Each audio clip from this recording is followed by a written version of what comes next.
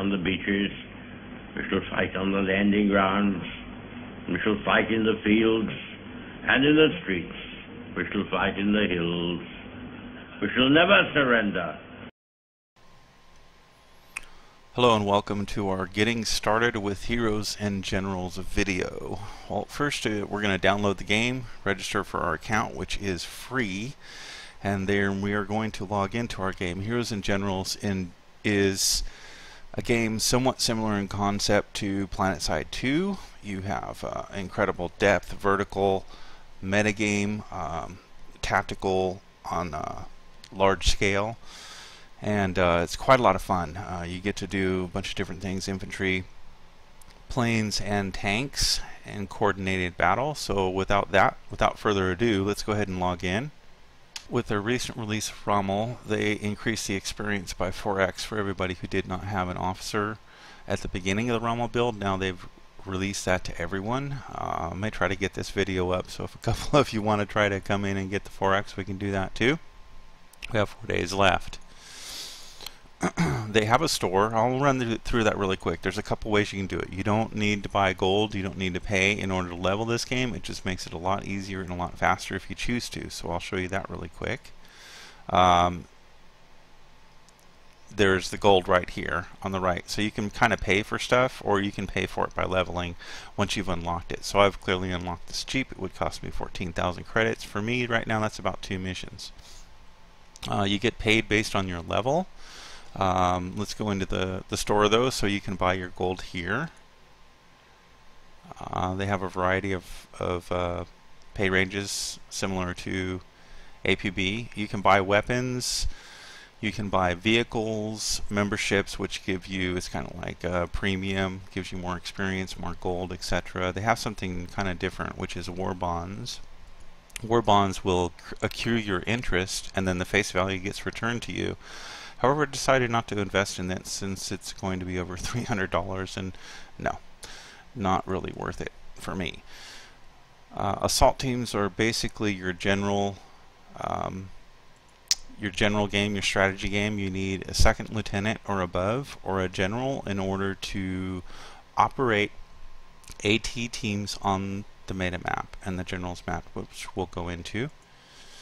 Then you have soldiers, which is the first person game, and you can, as I said, you can buy yourself a major or a second lieutenant. If you do buy any of these academy trained pilots or academy trained first person characters, you will not be able to change careers with that character. But if you choose an infantryman, which is only $7,100, when you're getting started that's a lot, but as you go, that's not really a lot. You level him from the ground up. All my characters have been leveled up that way. It allows you to change careers. You can go back and forth within 3 days. It's a lot more flexibility. We're going to start as if we're starting for the first time. So we're going to go in and buy a soldier, and I'm going to show you how you're going to start this game. So you go in, you're going to already have this soldier as part of your initial game. You're going to have your first soldier created for you, and I'm going to choose that infantryman, and you can see the career path along and the ranks along the bottom of the screen here. Let's find our new character because he is here. Okay, so you see you start at basically private first class is your first rank, and you go all the way up to General of the Army, 5-star generals. They don't even have any of those anymore, but they did in World War II. As of a couple of days ago, rank 14 was the highest that you could go pre-Rommel. What they did is they've separated the ATs and the general game out so that you have to reach these levels in order to operate in the metagame and move units around the general's map. Now, units will move around the general's map, and those are the units that end up fighting in the town. So your units can be used in the first-person game, and you are part of the war effort at the general level, so that you can decide which resources go where you push, where you try to break lines, and it's a lot of fun to coordinate as generals as well as in the first-person game. And that's one of the neat dynamics about this particular game that I find really enjoyable and a lot of fun.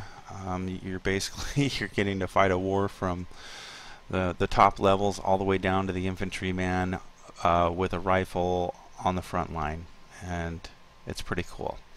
So I want to give you some tips. The first tip I'd like to give you is, oh, this is not my weapons because I don't think I'm supposed to have a bazooka. How do I get a bazooka? Albert Jackson. Yeah, that's my new guy. Okay, there you go. Now we have them. They are the hand grenades. You don't start with a bazooka. That would be kind of cool. You have combat badges up here. Combat badges will give you little buffs and things like that. Kind of like in APB, you get like a character buff or something. Like this one's really popular. Start with more primary weapon ammunition, so you can have a couple more clips. It's very resource oriented, so you can only carry a finite number of weapons at any one time, and so that does come into play.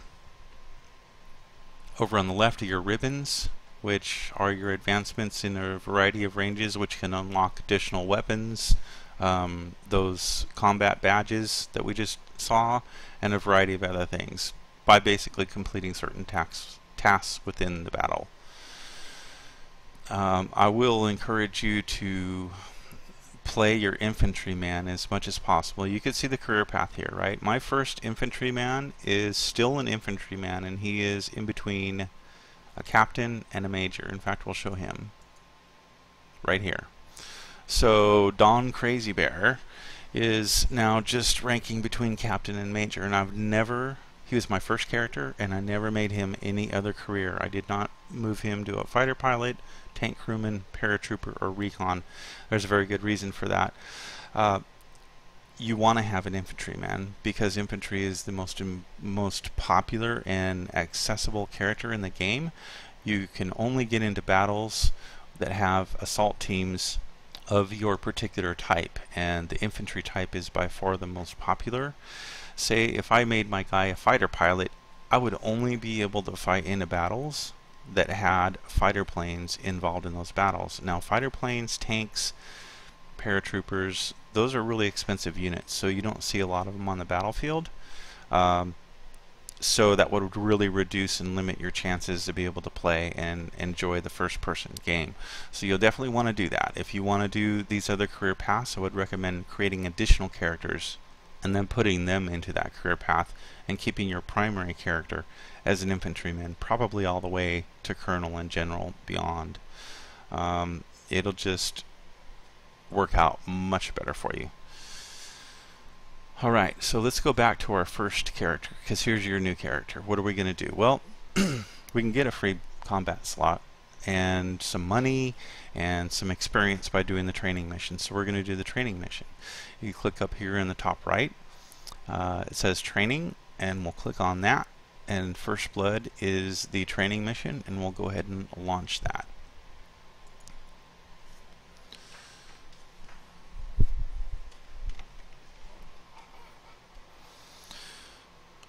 The actual primary game is a Flash game. It's a Flash-based game, which is really interesting. They've definitely maximized the use of what you can do in Flash, and so the metagame is in that you just saw is run through a Flash program. This is more of a traditional Windows game 3D session and program. And so here we go. You're going to walk out. I happen to be grabbing the machine gun. I'm going to try to make this as quick as possible. We may skip it or we may speed it up. I just need to kill some soldiers here.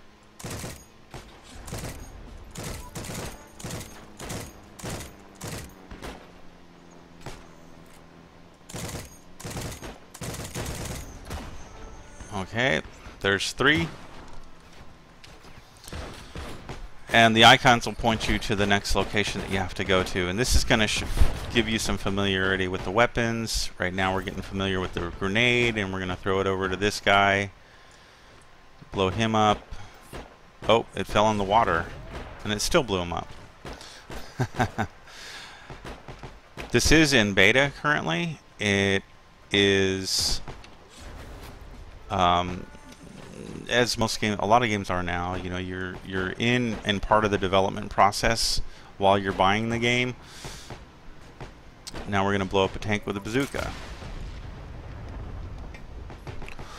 One key tip that you see, the aim points on this. If you hit spacebar, it'll automatically adjust the aim point for you. So let's go down this here a little bit. You'll see it move, and now it's at the middle spot. That's about 60 meters out. But the tank is a lot closer than that, so we're at the top aim point.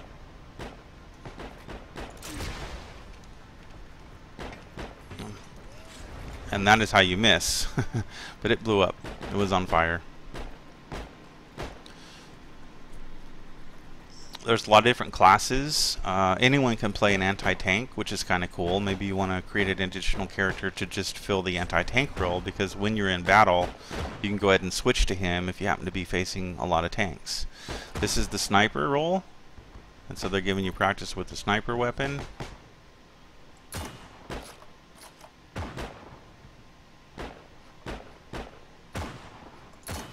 I missed the headshot on that one, but I got that one. And there are planes. Planes and tanks. Now we're going to shoot down a plane.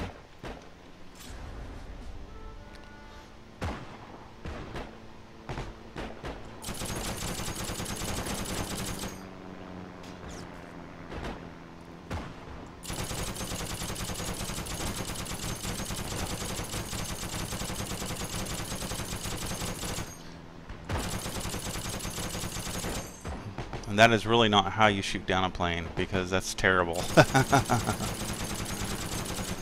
Should do much better than that. I'd be dead. Okay, well, he's gone. So that is First Blood. And we'll come out of this and we'll see what kind of rewards we get for it.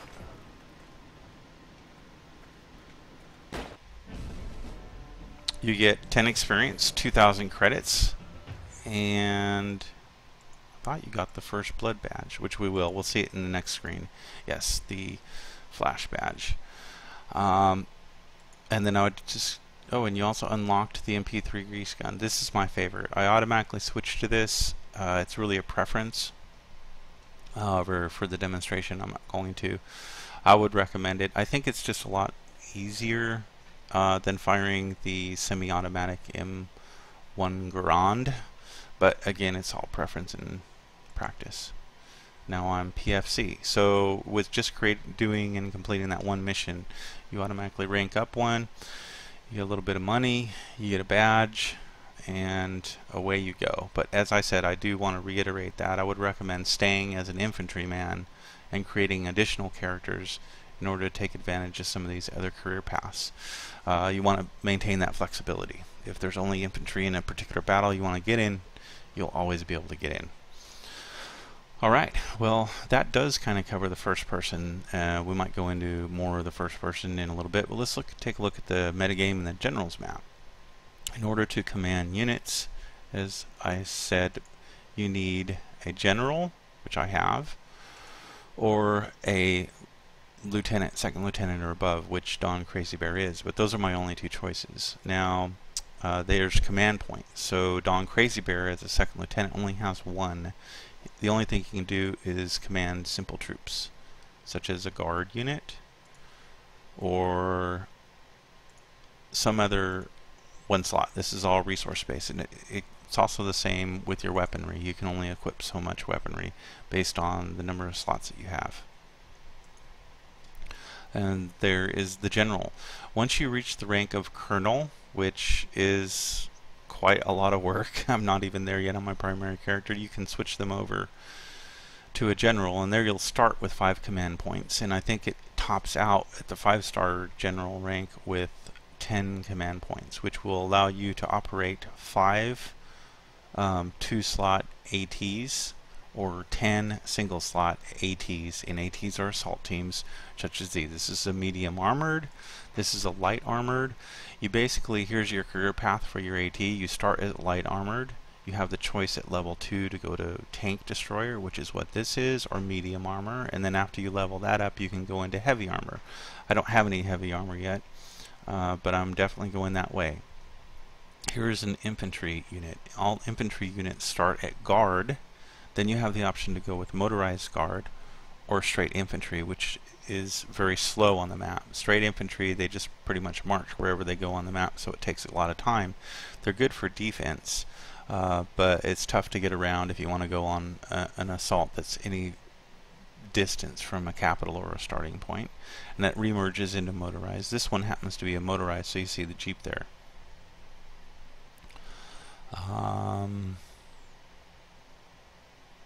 Then you have fighter planes, and here is a squadron. I had leveled this up prior to the Rommel build, so I have a full squadron, but the career path starts with like a recon squadron, which is here, and then it proceeds to a full squadron where you get more spawn slots and more resources thrown into the fight from that AT. So that's a leveling process as well. There's a recon unit. My recon unit is now motorized. You see the rank here and the experience progress to the next one. Pretty soon I'm going to have mechanized recon, which is going to put them in a nice little fighting vehicle.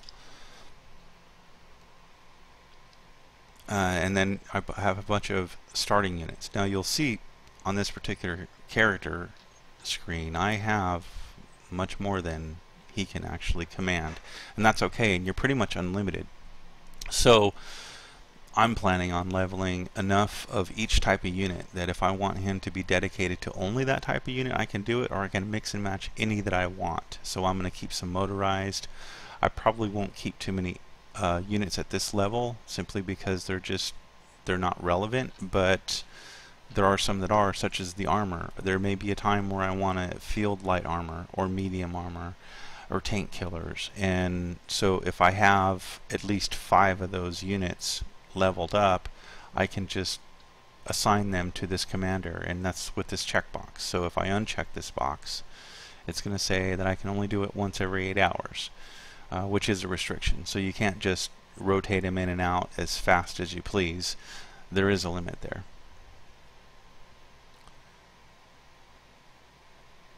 Okay, well, let's go to the map. The map has really expanded in Rommel. This is pretty much Europe, Northern Europe, where all the battles are right now. I don't know how far they're going to expand this game out. This game is a beta. It's been around for about 2 years. It has a very strong following, a great community, and it's a lot of fun. And you'll see up here, here is a capital, Oslo. That's a German capital. We were going to try to make a push for it, but it looks like that push has been pushed back all the way to Ireland, northern part of England. So they're coming for Liverpool or Edinburgh. That's Edinburgh. And so the game is won or lost based on super capitals, which is if they take London, the game's over. If we take Berlin here, the game's over. Or if we get 12 capitals as a total, and right now the score is 7-8, so we slightly have them at an advantage. Let me explain a little bit about how the battle system works. You'll see this town here,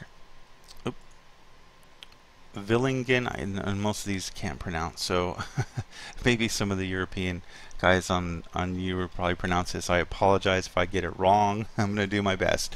Villingen, Schwenningen. Okay, so when you tell somebody, hey, I'm fighting in this town, it can be quite challenging. But you see this flashing dot on the top of the screen. Each town has a number of supply lines into it, or lines that go into the town, and they're probably relevant and equal to roads. So a bigger town will have many more roads into it, where in a smaller town like this one over here, we'll only have 2. Or Donhausen, Shingen, gosh, I'm really bastardizing these terms, I apologize, has only 2, and it's a factory. And so there's the A line and the B line, and either you're going to be attacking from or defending from one of these lines on the map. I would say there's probably about 4 different maps, 5 different maps that you're going to end up fighting on. And this one has 5. it has an A line, a B line, a C line, a D line, and an E line. Now, these are lines that you can bring units, your AT units into, and they will spawn from toward the battle. So Villingen-Schwenningen is in the very first phase of an assault.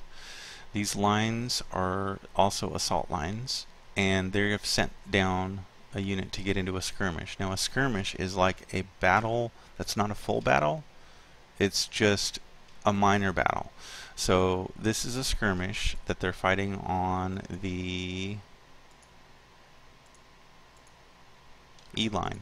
I hope it pulls up. I'm trying to get it to pull up. There we go. Okay.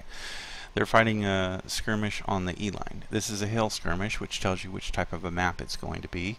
And here are the AT units assigned to it. They have a guard, a light armor, a guard, either looks like an infantry, and a recon.